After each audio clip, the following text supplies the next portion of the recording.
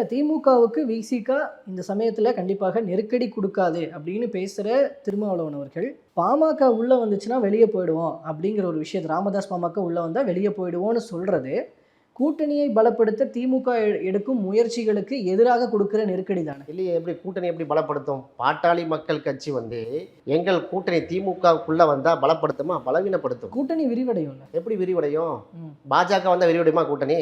ரொம்ப அழகா விரிவடையுமா? அதிமுக அந்த கூட்டணிக்கு வருமா? விஜய் இங்க வருவாரா அந்த கூட்டணிக்கு? வர மாட்டார்ல. அது மாதிரி பாட்டாளி மக்கள் கட்சி வராது, வர முடியாது. நீங்க கேள்வி கேட்குற மாதிரி பாட்டாளி மக்கள் கட்சி வந்தானா மிகப்பெரிய ஒரு அது வந்து பார்த்தீங்கன்னா அது சரியா வராது. அது கொள்கை ரீதியில் வந்து ஒட்டாது.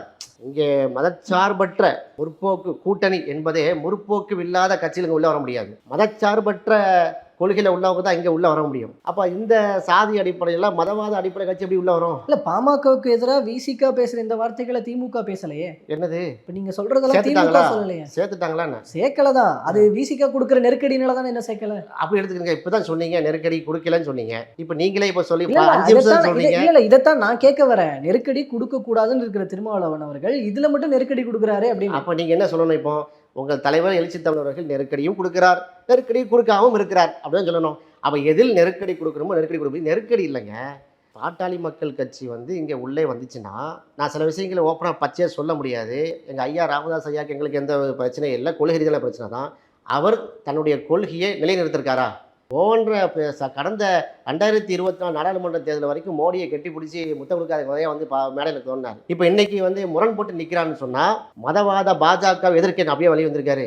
பாஜக வந்து தமிழ்நாட்டை வஞ்சிக்கிறது, எனவே நான் பாஜக என்ன செய்ய மாட்டேன், பிஜேபி நான் எதிர்க்கிறேன் அப்படியே ஐயா ராமதாஸ் சொல்லி வந்திருக்காரு. இல்லை, மகனுக்கும் அப்பனுக்கும் சண்டை.